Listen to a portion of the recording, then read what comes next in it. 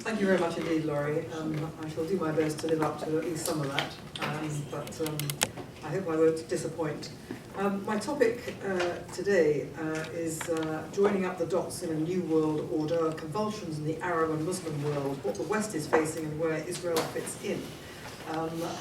It's a small speech covering a very narrowly focused set of ideas, but no doubt we'll expand on them as we go along. It just strikes me as so extraordinary, given everything that's happening in the world, that everything is so disconnected. There's a whole series of disconnects going on in Britain and I think also in Europe and America. So we have these terrible Islamist attacks, and they have absolutely nothing whatsoever to do with Islam. We have the Western world, which is under attack from Muslims, but Israel is fighting Palestinian Muslims who are a completely different breed. We have the Middle East conflict, which goes on and on, which is all Israel's fault and stokes Muslim rage against the West.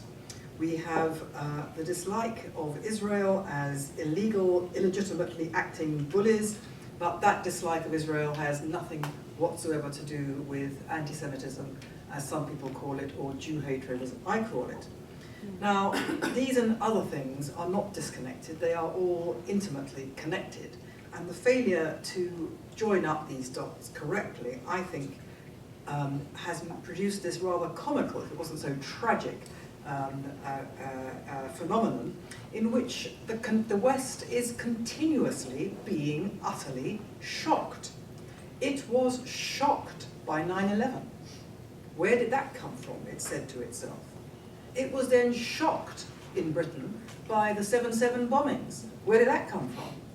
It was then shocked by Paris, by Mumbai, by Brussels. It is shocked, it was completely shocked by the failure of the Arab Spring. These people were offered democracy and they didn't take it.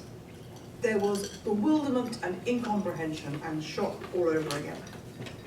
In Britain, we've been shocked by other things. We were utterly shocked when we learned that for the previous, 10 years or so, upwards of 1,400 girls aged about 14, 15, 16 from the lowest possible social class, mainly white girls, had been targeted because they were white, recruited, suborned, pimped, prostituted, raped, abused, drugged, attacked, and their lives destroyed by Pakistani heritage Muslim grooming gangs. And that was in one town. That was in one town, and it was most likely going on all over the country. People were utterly shocked by this. There had been people who had been drawing attention to this over the years, but those people were completely disregarded because they were neo-fascists. They belonged to the British National Party. And so everybody said, this isn't true, what they're saying. It can't be true because they're neo-fascists. If you are a neo-fascist, if you were to say today is Thursday, that wouldn't be true because everything a neo-fascist says isn't true. And consequently, not only was it not true, but the very subject was toxified. Anybody who said, possibly there's a problem here, was themselves deemed to be a neo-Nazi. So, not surprisingly, nobody said that. So when this was finally reported by, in fact, my colleague at the Times, in an act of conspicuous journalistic bravery in the climate in Britain, he published, or the Times published his articles, which were very, very long and very, very detailed and very, very shocking, and they said, these are Muslim grooming gangs. And everybody went, oh, they're Asian. And all the Indians and Sikhs and Hindus in Britain said, excuse me, we are Asian and we aren't doing this. In fact, some of our girls are being raped by these Muslims. These are Muslims and this is part of Muslim culture. And everybody went, well, we didn't really hear that. And so everybody proceeded as normal. So people were shocked by the Muslim grooming gangs. And then they were shocked all over again when it was discovered that, or it was reported, that Muslim parent governors at ordinary schools, not Muslim schools, ordinary schools, but schools where there were lots of Muslim children, a large Muslim population, so lots of Muslim children in the schools, the Muslim parent governors in some of these schools were Islamizing the school curriculum by taking stuff out and putting stuff in that was in accordance with Islamic doctrine, and were getting rid of, persecuting, driving out, sacking, intimidating, getting rid of teachers and parent governors who were objecting. And again, this kind of surfaced in one or two rogue publications. People said, well, these are Islamophobic publications, these are Islamophobes who are saying this, and so nobody dared touch it. And then it kind of blew up in such a way that it couldn't be ignored, and a public inquiry was set up, chaired by an extremely good guy who had been the head of the Metropolitan Police Counter-Terrorism branch, which is the main counter-terrorism police in Britain, a man called Peter Clarke. And he wrote a report, and his report said, yes, it's all true. This is what's been happening. And as a result, everybody was very, very, very shocked. Where did this come from? Who knew Muslims would behave like this? And so one or two people got fired, and one or two Muslim councillors who had been involved in all this, local councillors, got removed. And the Prime Minister said he was very, very, very shocked, and everybody was very horrified. And the Prime Minister said, we're going to make sure this never happens again. And then it all went away. And a few months later, Peter Clarke, who had produced this report, wrote something in which he said, my terms of reference were only to do with the city of Birmingham. I was looking at this plot, or these plots, in schools in the city of Birmingham alone. I was not able, through my terms of reference, to look anywhere else. But because of the information I got about what was going on in the schools in Birmingham, I'm absolutely sure that this is going on up and down the country. This is, Britain's most senior counter-terrorism policeman saying this. And he went on to say, not only is the government refusing to accept that this is a problem much wider than Birmingham, but it's refusing to put into practice the stuff that I said should happen in Birmingham. Nobody is taking this seriously. So having set up this inquiry, it was all pushed under the carpet because it's too difficult and it's too painful, and it's just not possible for politicians to get their heads around this. So they pretend it's not happening. So Britain's been shocked by all these things. And then very recently, I would say starting about a year ago, it has been shocked by the outbreak of anti-Semitism. Now, in the last few weeks, there has been a slew of Labour members of Parliament who have been revealed to have said stuff which is anti-Jew by any standards. Nothing to do with Israel, just anti-Jew. And everybody is very shocked. Very, very, very shocked. Where did this come from? How can it be that in the Britain of today there are these anti-Semites? And this was added to by a separate but related uproar at the University of Oxford, where the chairman of the University of Oxford Labour Club, which is affiliated to the Labour Party, resigned suddenly, he being not a Jew. He resigned on the basis that the anti-Jewish attitudes in the Oxford University Labour Club were of such a degree that he could no longer be the chairman of it. And in his view, those attitudes, which were poisonous about Jews, were typical of the left in Oxford. And so everybody started jumping up and down. There have been a number of articles written by esteemed commentators saying, how can this have happened? What is happening? And various Labour members of Parliament have said, we can't have this. We cannot have a situation where the Labour Party is associated with anti-Semitism. We have to root this out. We have to get rid of it. And in the next breath they say, having said it's really, really important that the Labour Party has nothing to do with this kind of anti-Jewish attitude. And then they go on to say, and that must not stop us from saying that Benjamin Netanyahu is responsible for appalling things happening to the Palestinians, and he is depriving them of their civil liberties and their homeland, or worse than effect. In other words, anti-Semitism, anti-Israel attitudes, no relation whatsoever. Those dots are simply not joined up at all. They don't realise how the two are intimately connected. And that's because when you come to this business of anti-Semitism, it's actually pretty central. These commentators and many others do not accept that there is anything anti-Jewish about the anti-Israel discourse, which has reached epidemic and hysterical and obsessional proportions in Britain amongst the progressive intelligentsia. Now, I think we have to pick our way through this.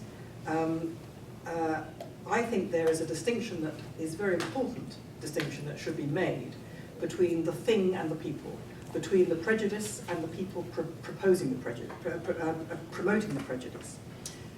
I believe that the anti-Israel discourse that is prevalent in Britain and also in your universities here and certainly in mainland Europe, I believe that discourse is fundamentally anti-Jewish because it has, by an amazing coincidence, precisely the same characteristics as traditional anti-Jewish prejudice throughout the centuries. And those characteristics are unique. Anti-Semitism is not a prejudice like any other. It is unique because it uniquely demonizes, diabolizes, consider Jews to have been basically the devil or devilish, a cosmic evil, a kind of supernatural evil with powers that were so powerful they were kind of a supernatural power to control events. That's the sort of basis of it. Traditional Jew hatred is entirely based on lies. It's based on accusing the Jews of crimes of which they are not only innocent, but are actually the victims. It is obsessional, and other characteristics like that. These are unique to Jew hatred going back through the centuries, and they are exactly the same characteristics that define the anti-Israel animus.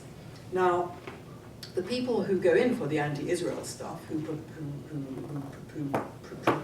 promote these lies, do not accept that. But they don't realize that these lies that they're promoting, for example, in the Gaza conflict of, was it last year or the year before, I've forgotten which year I'm in, but anyway, when people in Britain were being told night after night through the BBC and other outlets, Hamas propaganda, that Israel was wantonly and willfully killing Palestinian babies and civilians in huge number. And not only was this untrue, but in fact, Israel was going to lengths to protect civilian life among the Palestinians to an extent which no other army in the world would do. It's not surprising that people then turn around and say, well, Israel is an appalling country. And so the people promoting this kind of demonization of Israel actually actually help to incite hatred and terror. You have also, I'm talking about the non-Muslim world. It promotes and incites hatred and terror among the non-Muslim populations of Britain and elsewhere. When you come to the Muslim populations of Britain and elsewhere, these are people who are already being told from the cradle that Jews are a cosmic evil. And consequently, this echo chamber provided by the Western intelligentsia, that Israel is the cosmic evil, has the most appalling effect. And in my view, the Western intelligentsia, the Western media that does this are accessories to incitement. They're accessories to incitement, to hatred, to violence, and to murder. And personally, I believe that we should all hold their feet to the fire about this. Now, people do not realize that what drives the Palestinians is hatred of Jews. They think what drives the Palestinians is the fact that they have been deprived of a state of their own. They don't understand that Palestinians hate Israel because they hate Jews. They do not hate Jews because they hate Israel. It's the other way around. But people in Britain and the West find it very, very difficult to get their heads around Jew hatred for a variety of reasons, which perhaps we can discuss later, but they do find it difficult.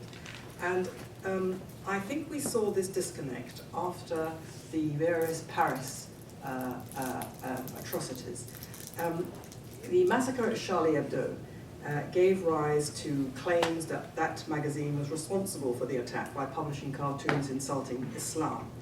Now, that was followed, that terrible atrocity at Charlie Hebdo was followed, as you know, by the slaughter at the Jewish grocery store, the Hyper Caché, where shoppers were taken hostage and murdered by members of the same Al-Qaeda gang, one of whom said he specifically targeted Jews. And this is something that people don't register.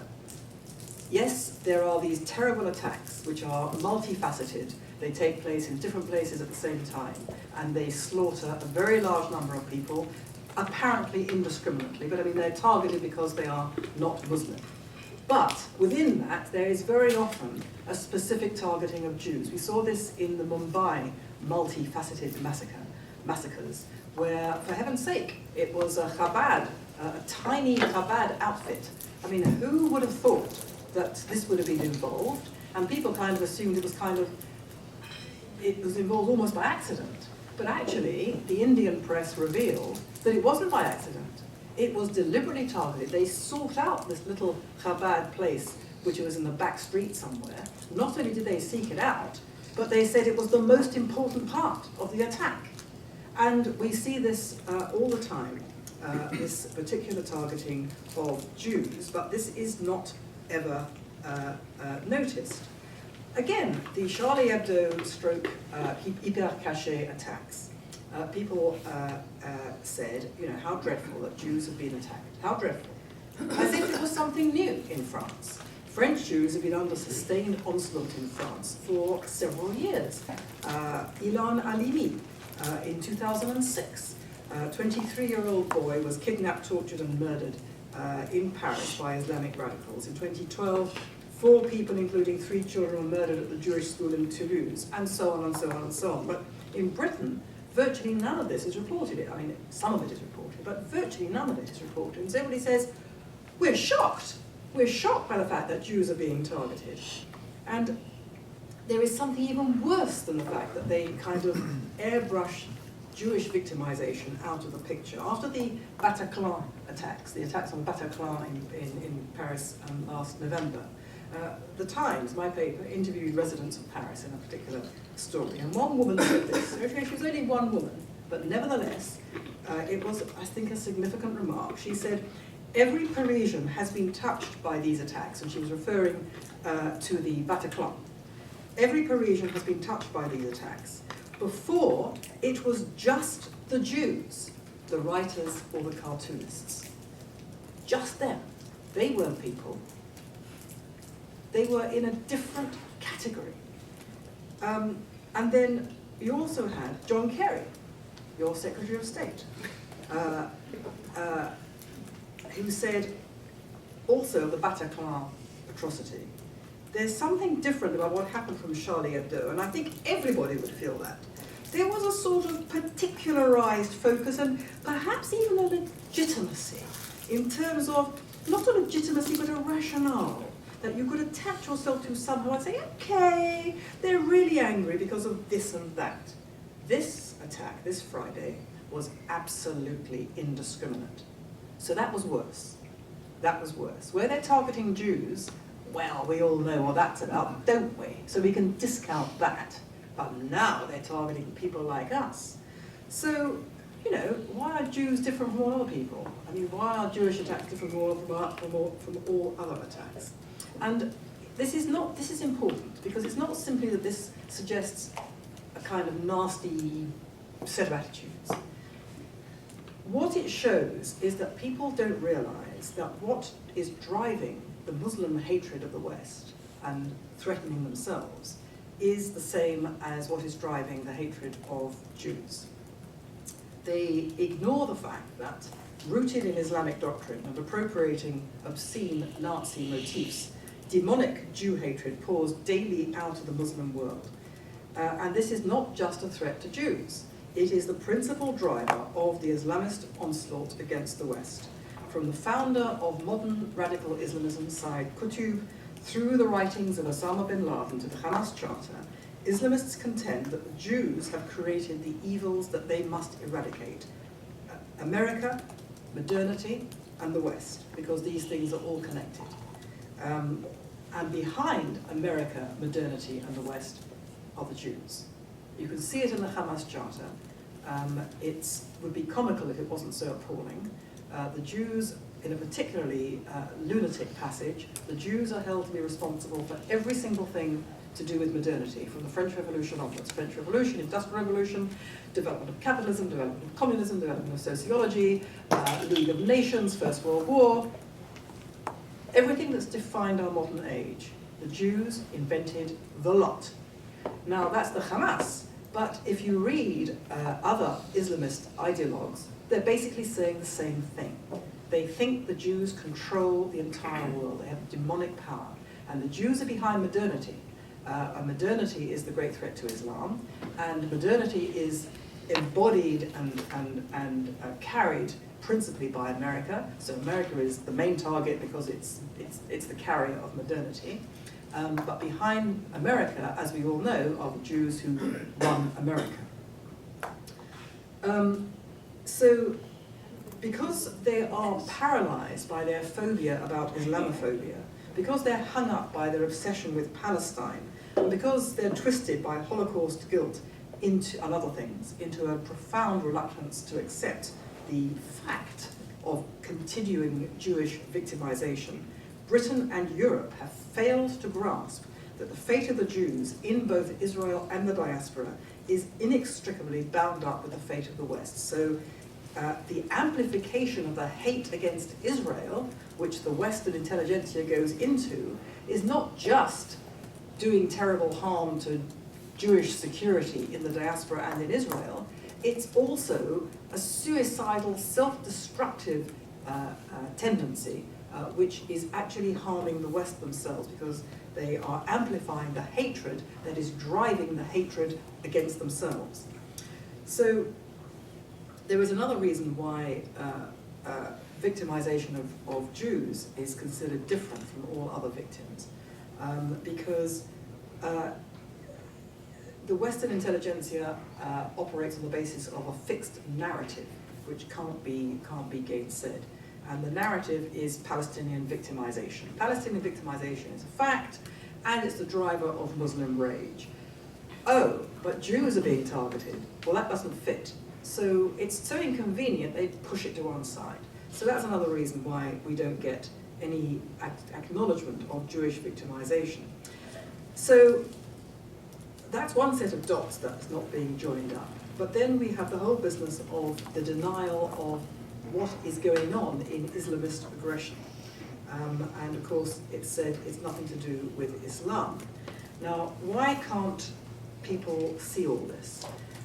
Why can't they see the Jew hatred? Why can't they see that Islamic aggression is to do with Islam? Well, it's a complicated thing to unpick. I can only allude to it very briefly, but a lot of cultural factors are involved.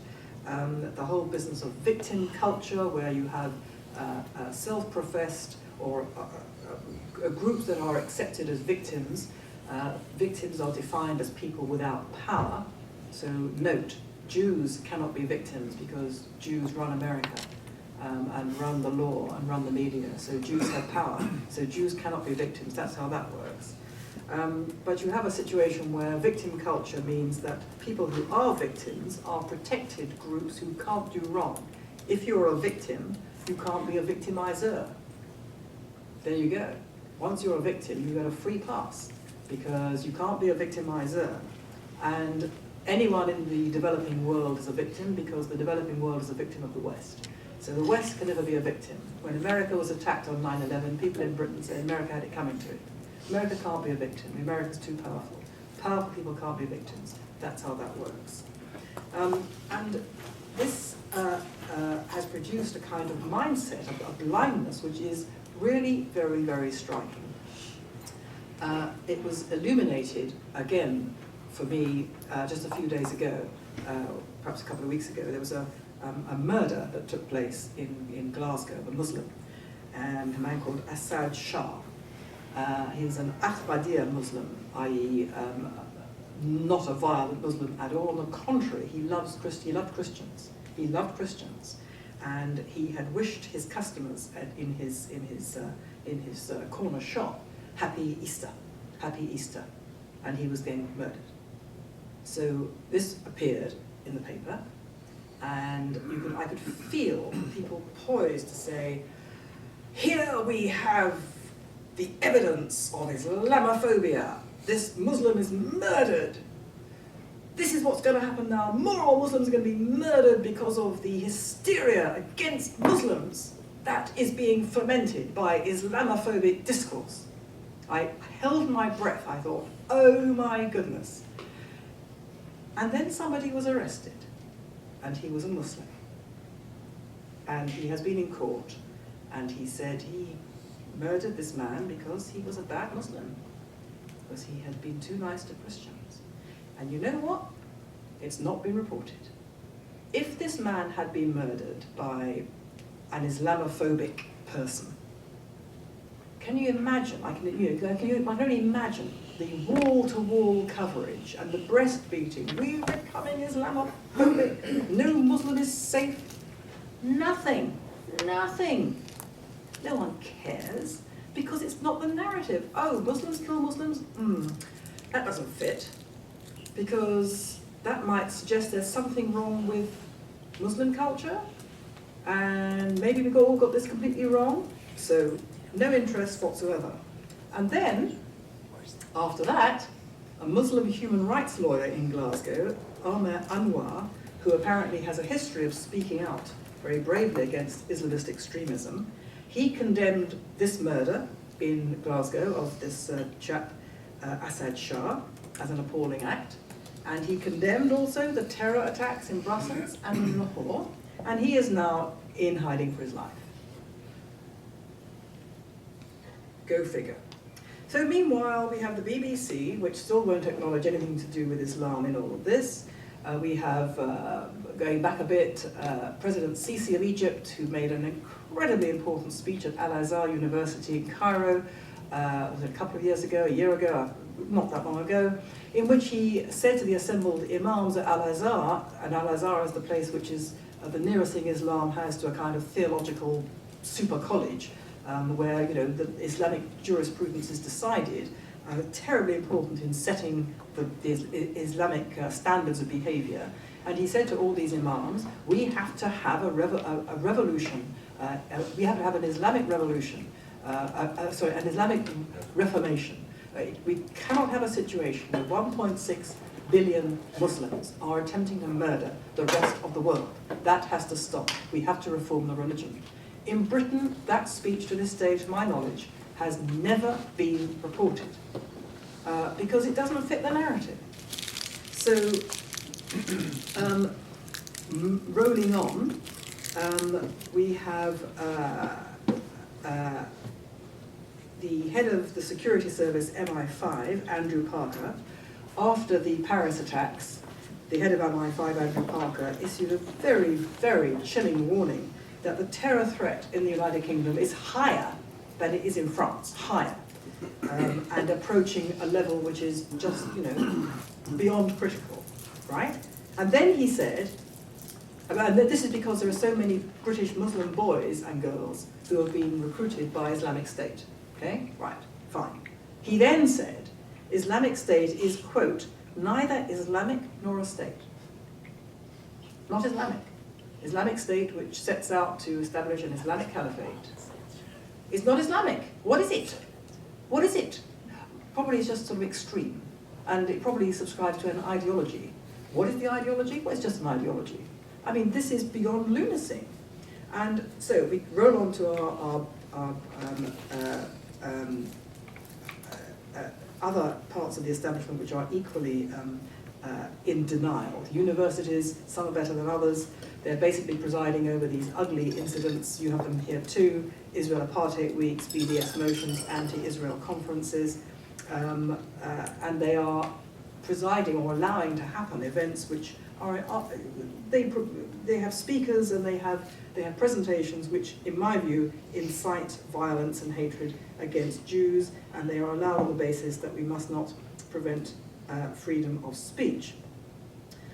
We have a government which, even after Brussels, still won't use psychological profiling. After the Brussels attack on the airport, there was a great wailing and beating of breasts and gnashing of teeth And people said, it's impossible to secure an airport. There is no airport that can be safe. And I'm thinking, well, I know an airport is quite safe. And I'm reading all this stuff, and I'm thinking, is anyone going to mention this? No. Oh, people are saying all over the place. I'm watching people on television saying, it's such a difficult problem. I mean, how can you manage? So I go through Heathrow the day after Brussels. There's nothing. Maybe there are some people who are in plain clothes looking, but there's no one looking at me, as far as I can see. And I just sail through, as I normally do. You go into the airport, nothing. You go through the security, your luggage is looked at. That's it. I had come from Israel. I came through Ben Gurion. In the car, you get to the perimeter of the airport, and you are at a checkpoint, and you are stopped by soldiers, and they look at you, and their machines register your number plate. They know everybody going into the area of the airport. And then there are many, many more checks. People are standing, staring, and looking at every point, and that's before you get to the security. Now, what are they looking for? What are they looking at? They're looking for people who don't fit certain criteria. Oh dear, they are doing profiling. They are doing ethnic profiling. They take aside people who are Arab. Oh dear. So in Britain, that would be considered just so terrible. So basically, people would rather be virtuous and dead than Islamophobic and alive. That's what it boils down to in Britain at the moment. So that's great. Now, that's all the domestic stuff. Briefly, I will then say, one can't ignore the fact, but people do in Britain, that what is happening at home is linked to what's happening abroad. These are more dots that haven't been joined up. People in Britain and the West do not realise the extent to which the West really does bear responsibility, to some extent, for the carnage we are now seeing. And the West beats itself up and says, we invented slavery and we did all these terrible things and we oppressed all the peoples of the developing world, which is all basically a load of garbage. But they don't accept what they have done, and which has tremendous repercussions, which we're seeing today. For example, we are now seeing the unravelling in the Arab world of Sykes-Picot arrangements made after the First World War, where the Middle East was carved up by France and Britain, and artificial nations were imposed upon what was basically tribal clan societies of the Arab and Muslim world. Now, there's a distinction between artificial nations and real nations. Real nations are different from artificial nations because they're based on a whole complex of history and culture and tradition and language and religion, which binds people together in something called a nation. And you can't make it just by drawing a line on the map. And what we're seeing now is the collapse of all that, and the chaos that is subsuming the world because of that is the result of what the West did at that time. The West still doesn't understand this difference between real nations and artificial nations. And the belief that if you just say that a nation is a nation, the belief that if you give people the power to vote in an election, ergo it's a democracy, without understanding what goes into these things, led them, the countries of the West, to get the Arab Spring, so-called, so disastrously wrong. Disastrously wrong. Anybody who knew anything about the Arab Muslim world could see that what was going to happen was what did happen, except for the governments of Britain and Europe and America, which said, hallelujah, it's going to be democracy, it's the end of history, and words to that effect. They won't acknowledge in Britain and elsewhere that what the West did, Britain did, in pre-Israel Palestine is responsible for the Middle East conflict being the conflict that never ends.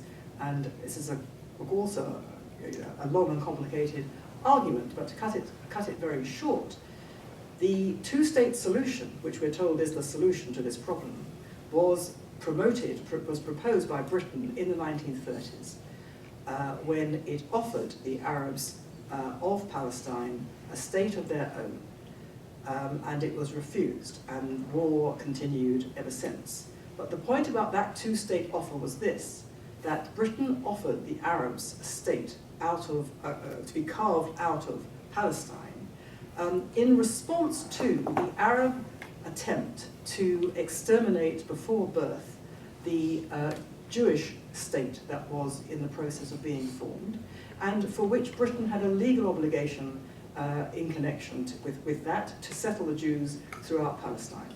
Britain reneged on that obligation and decided, as a response to an attempt to exterminate the Jews from their homeland, it would give the Arabs who were attempting that extermination part of the Jews' own inheritance.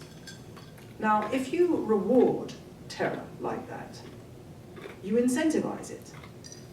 Far from bringing peace, you give people who are the aggressors the message that if we just ratchet up what we're doing, we ratchet up the death toll, we ratchet up the terror, we'll get even more.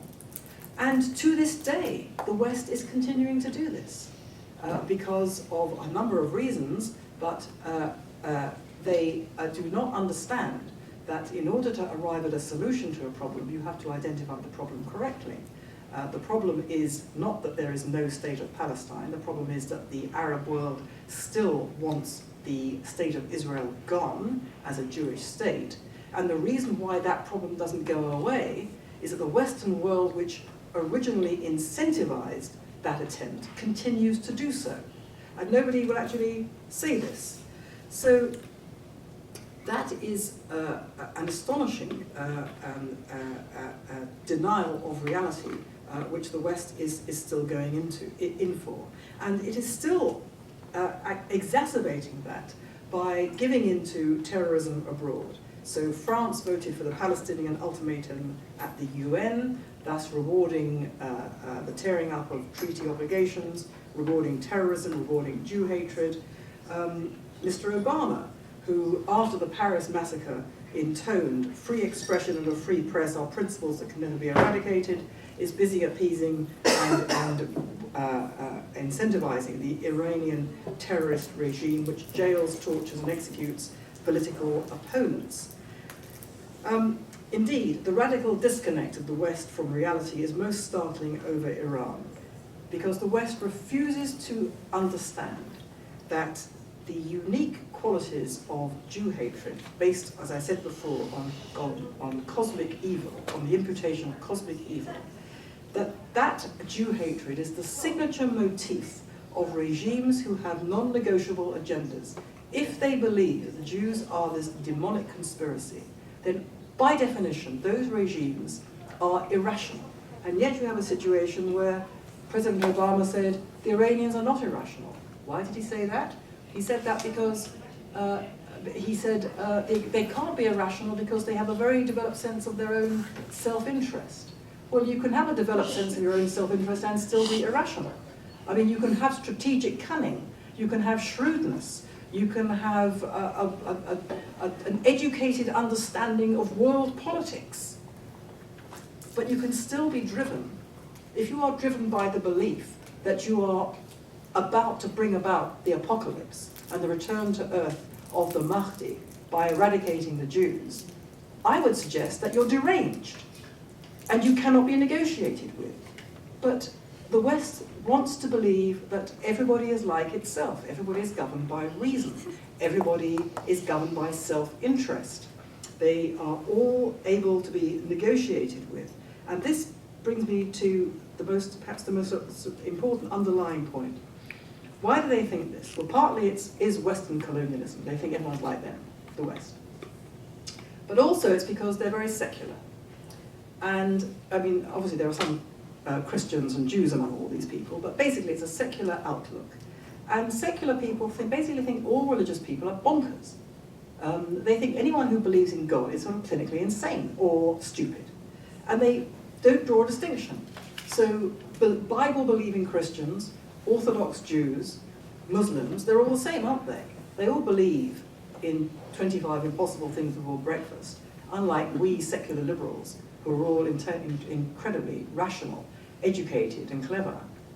And so they don't make distinctions, and they think that, so when someone comes along and says, but the Iranians are deranged because they believe in the Mahdi coming to Earth, and they believe in the apocalypse bringing the Mahdi to Earth, they say, yeah, okay, but you know, your lot have strange views as well.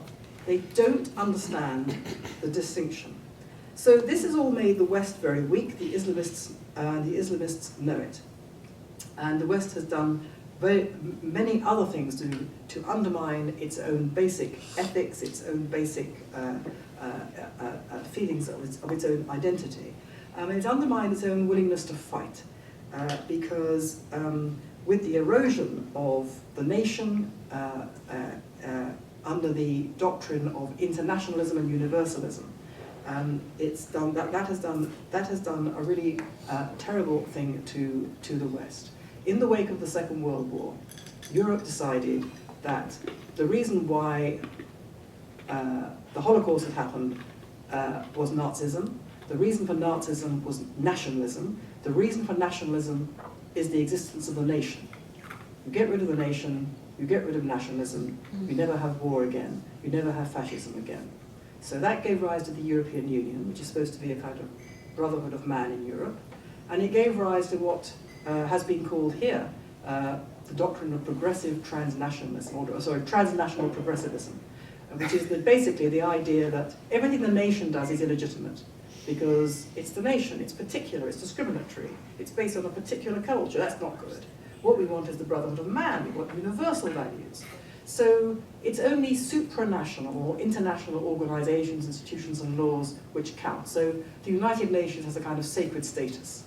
You know, you don't go to war to defend yourself unless it is sanctified by the United Nations.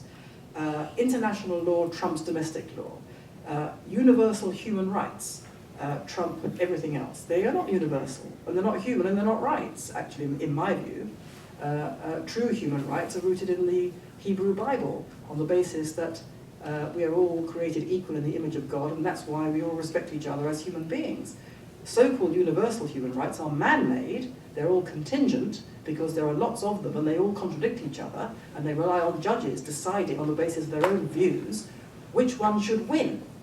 And that's a very different matter. But that has become a kind of secular creed. So all these things are basically universalizing. And as a result, the nation was denigrated. Now, one of the many results of that has been, in my view, an unwillingness to fight. Because the nation is denigrated, universalism is the thing. So you don't do war. War is an appallingly stupid thing. In Britain, people say, nothing was ever solved by war. Hello? Nothing was ever solved by war? Oh, what a shame then that we went to war against Hitler. Nothing was solved by that, presumably. I mean, what a stupid thing to say. But that's what people say. Because they know that war is bad, because war means dead people. But that's bad.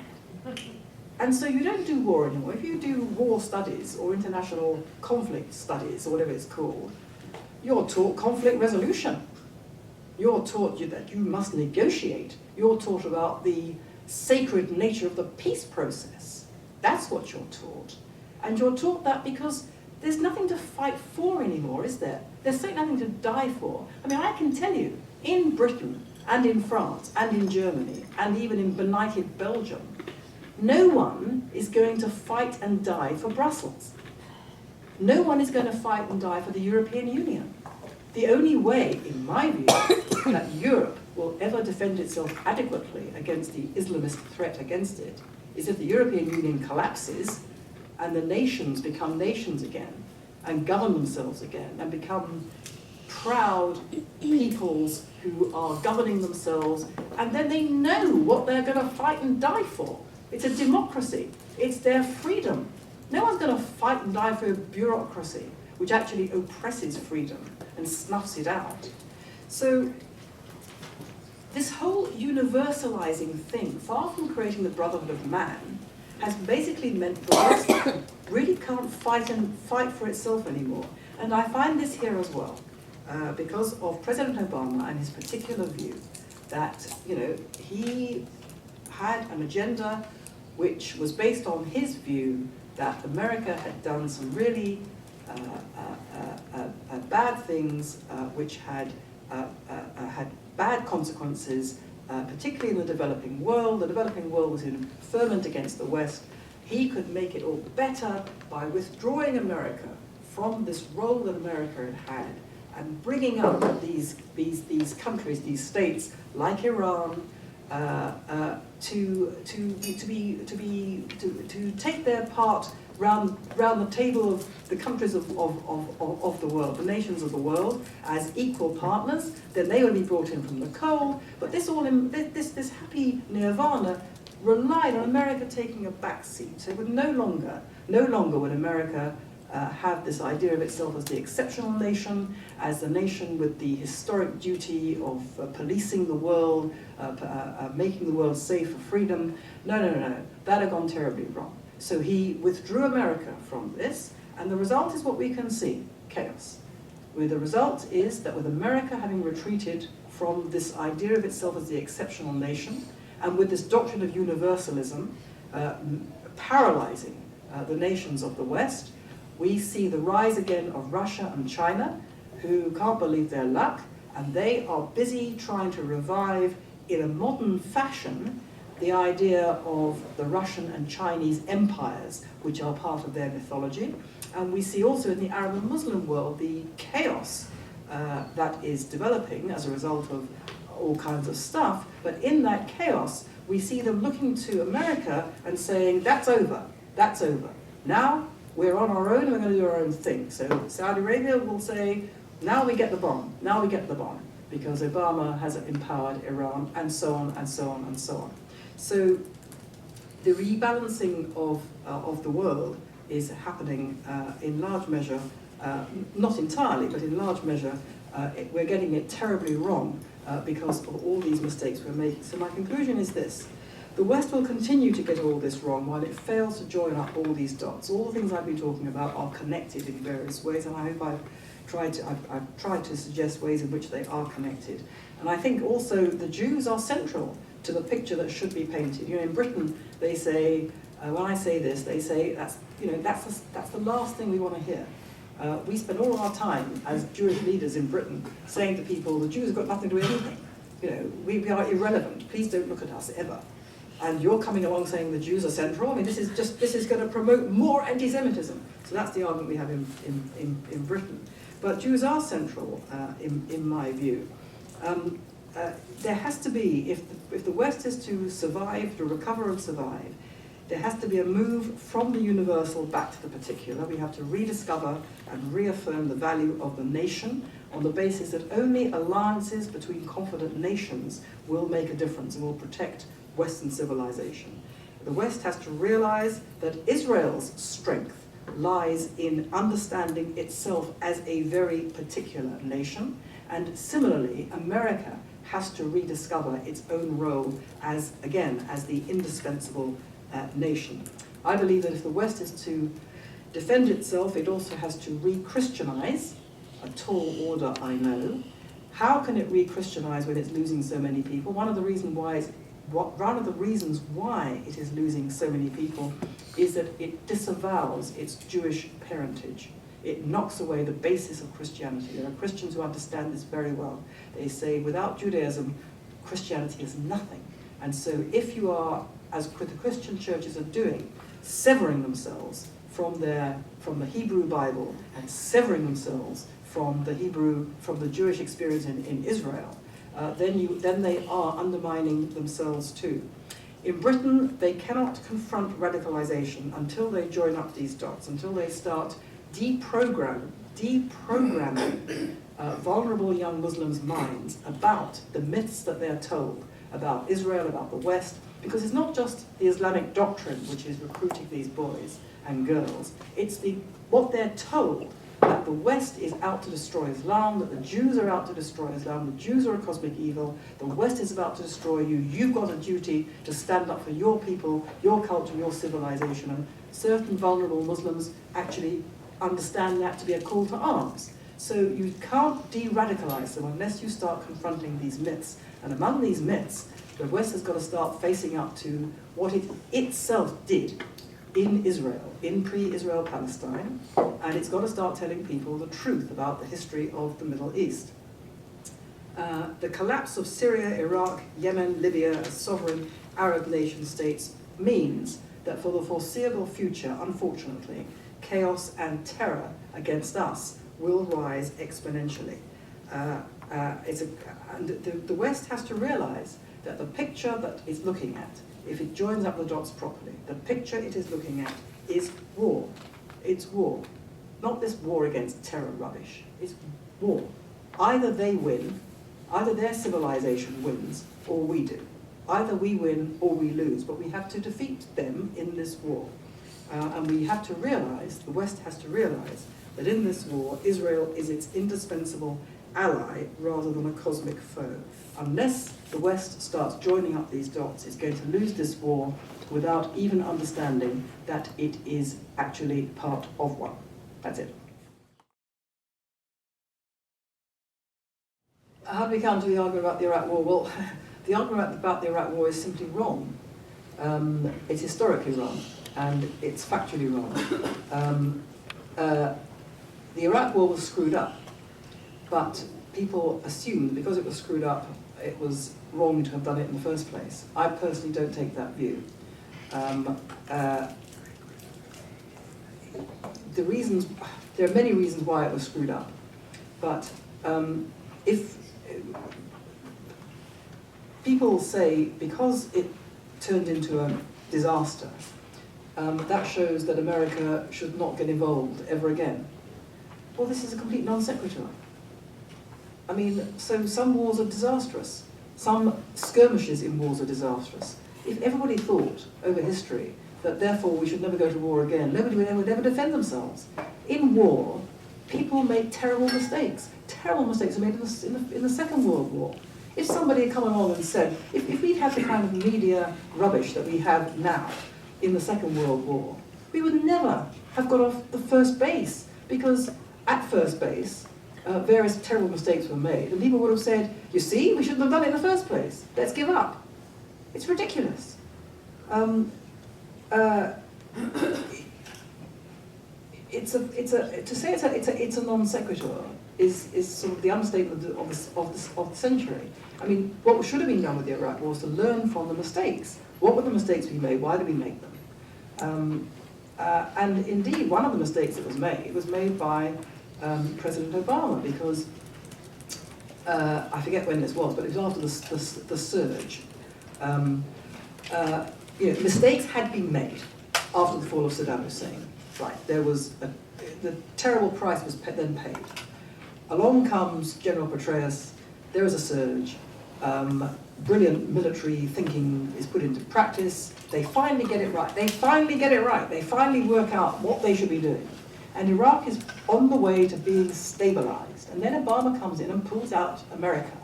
And the whole thing falls apart. That's what happened. So the idea that we can never go to war because Obama came in and pulled out America at the wrong stage, in one of the most cack-handed acts of military strategy not ever, is ridiculous. It's a non sequitur piled on non sequitur. I agree it's a difficult argument to make because no political party has made it. The Iraq War has had a paralyzing effect on politics in America, but in Britain, my goodness me. I mean, Britain basically will never go to war again. I mean, that is the mood. That is the mood. Don't tell us that we need to be in anywhere. We'll never do it because we don't trust anybody to tell us anything about anything. We don't trust the security service to tell us anything. We don't believe them. I remember when the terror threat was rising in the, several years ago, 2006, 2007, I was hearing people on the conservative side in Britain saying the terror threat is not a threat, it is a lie. It is being exaggerated in order to retrospectively sanitize the crime of Tony Blair in taking us to war on a lie. That's what was being said and it infected the reporting, and it was just, well, we can all see. We can all see now how ludicrous that was, but that was the mood. Don't tell us anything, we don't believe anybody. I mean, this is like the equivalent of kind of Trumpism. It's basically, you know, because people have done bad things, so, you know, you go down the route of utter stupidity. You know, you lobotomize yourself because people have basically done bad things in politics. I mean, is this really an answer? It makes me so cross. The zaniness of that as well. Yes. This is, Europe vis-a-vis what's happening here. these are Jewish people here who want refugees to be brought in here. Oh, yes. Yes, this is that we're saying. Yes, well, we have that in Britain, and the Jewish community in Britain has distinguished itself in this regard, in particular. So we have the current chief rabbi who went to of Great Britain, who went to I can't remember quite where it was. It was one of these refugee incoming places, perhaps in Greece. And the report in the Jewish Chronicle, I mean, you have to read it 6 times to believe it. It reports what happened. He went to this place, and he and his party were advised before they went that in the interest of their safety, they should not wear kippot, right? So he duly they put on caps, right? Now, what was in his mind when he put on his cap? What do you think he thought? He probably thought, it's dangerous. I'm being told it's dangerous, right? So why was it dangerous? Because the people I'm looking at don't like Jews. So he goes and puts on his cap, and he stands there and he says, these people remind me of our people, and I'm reminded of Auschwitz. This is the chief rabbi. And let them all come in to Britain. And here you have the British Prime Minister, who actually had held the line against the EU.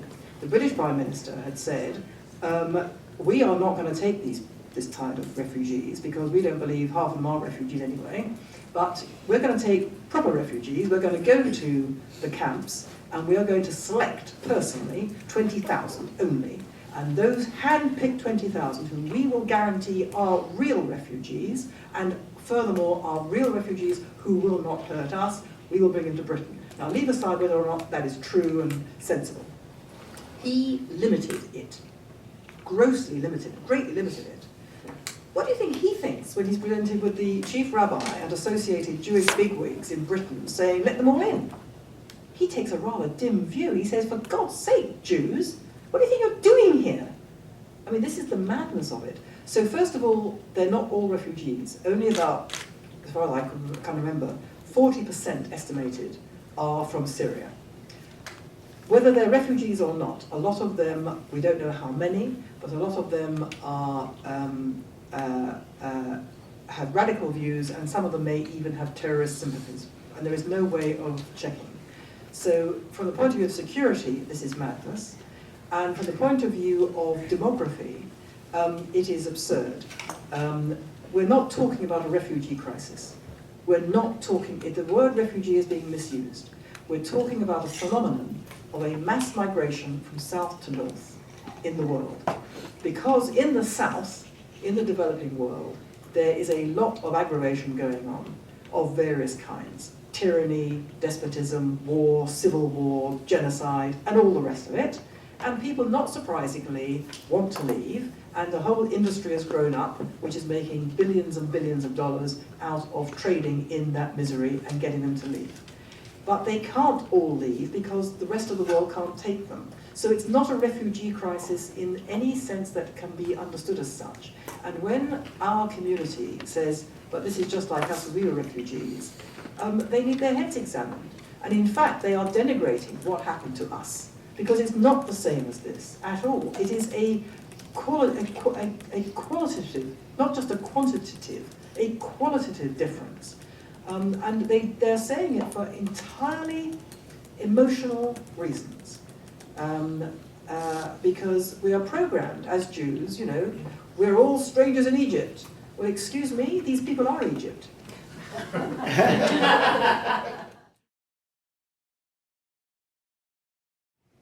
How one gets the message over to people who don't want to hear it is, I mean, I have not got the answer to that question. Thank you very much, because they don't want to hear it. So I don't have platforms. I fight for the platforms, but there is no easy answer to that question, except that I would say, having said that, there's no easy answer. There is an answer, which is that some of the things I've been talking about. You see, journalists will write a story if it's big enough, and you have to make these things big enough. So you have to propel the kind of things I've been talking about into the very center of the vortex of controversy. You have to have people saying them who are important enough that when they say something like, I hold the West personally responsible for the Middle East conflict between Arabs and Jews, it is your fault because you have incentivized terror from the mid-1930s onwards, and I name Britain, America, and Europe in this. Right? If the Prime Minister of Israel were to say that, what do you think the reaction would be? It would be reported. And immediately, people would say, what? What's he talking about? And then you'd have a tremendous row, but it would be out there. The problem is, it's not out there because no one's reporting, and that's because nobody is making it into the kind of issue which propels it onto the public stage. I mean, the only reason people are talking about anti-Semitism now in Britain is because things have happened which were reported. There was an attack on a Jewish supermarket in Paris. Everybody said, why? And then what was reported was somebody, because that was such a big thing, because people said, this doesn't make sense, why are they attacking Jews? As if. And so some bright spark had the idea of saying to the British Jews, how do you feel? Do you feel safe here? Because Paris isn't very far away. And the Jews said, well, now you're asking us, actually, we don't really. And everybody went, what? But they wouldn't even ask the question had it not been for Paris. And having asked the question and said, how can people say this? And the Prime Minister said, I am very shocked to hear that British Jews should not feel safe. We cannot have this situation. So bang, it's on the agenda suddenly. A word which was never used. You couldn't use the word anti-Semitism previously. Because anti-Semitism was the prejudice that dare not speak its name. Because anti-Semitism, we all know, died with Hitler in the bunker, and any Jew who said this discourse about Israel is anti-Jew was waving the shroud of the Holocaust, in quotes, waving the shroud of the Holocaust to sanitize the crimes of Israel. That's why we could never use the word anti-Semitism. Suddenly, everyone's talking about it. So you have to create the event to get it out there, and then you can have the row. And the row is essential, because then people who have no idea there is another point of view, let alone that it's correct, begin to say, I've never heard this before, what does it mean? And then you have an opening. So you can do stuff, you've just got to find ways of getting it out there. The trouble with our community, including here, which is supposed to be so much different from, the trembling Israelites of Britain, but you're pretty trembling here. Your leaders are impelled by the desire to make nice and not rock the boat. It's not very different, and that's the problem. No one's telling the truth. No one is standing up and making the right kind of noise.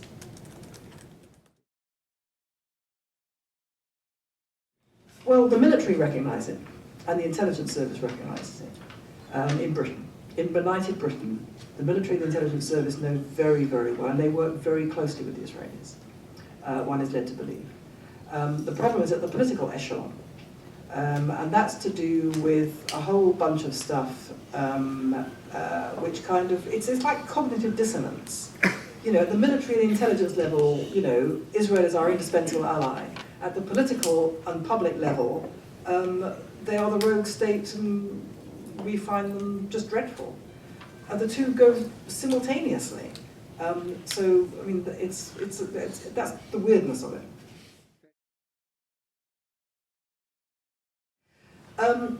Okay.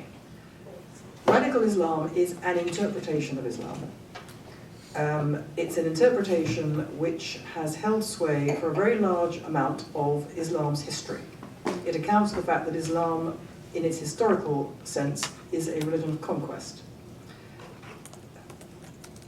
There are and have always been Muslims who do not go along with this particularly militant interpretation and have lived relatively quiescent lives. They have always been in the minority.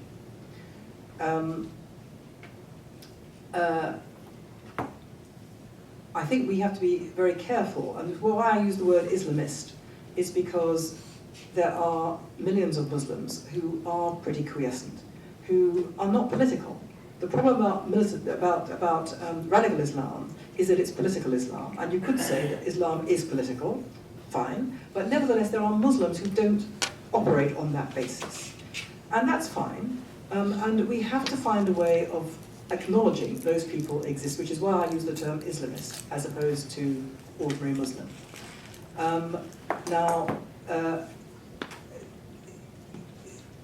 People say that Islamism is a perversion of Islam. That is incorrect, because that implies that it is not real Islam. Radical Islam is real Islam. It's as real as the Inquisition was real Christianity, and it's as real as Haredi Judaism is real Judaism. The fact that many Jews and Christians did not, or do not subscribe to that way of life does not in any way detract from the fact that it's real Judaism, it's real Christianity, it's real Islam. So Islam has a problem because it's real, because radical is real, it's rooted in the texts, it's rooted in historically and jurisprudentially respectable, in Islamic terms, interpretation of the texts, and that's their problem. And that's why you have now a lot of, well not a lot, but a growing number of Muslim reformers who say we have to reform the religion. Now whether or not they can is a moot point. I can't possibly say whether they can. Let's hope that they can.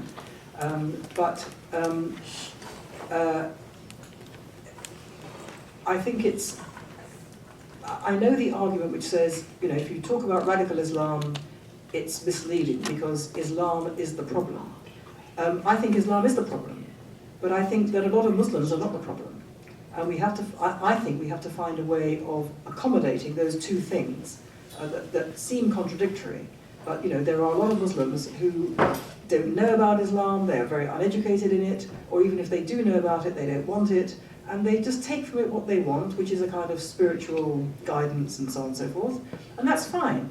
And so we have to allow for those people and hope that they will eventually manage to reform their religion. But so the problem is the radicalized interpretation of Islam, which is a highly conservative, highly traditional, historically grounded, theologically grounded interpretation of Islam, which is not shared by everybody, but which must be reformed if there is to be any hope for the future.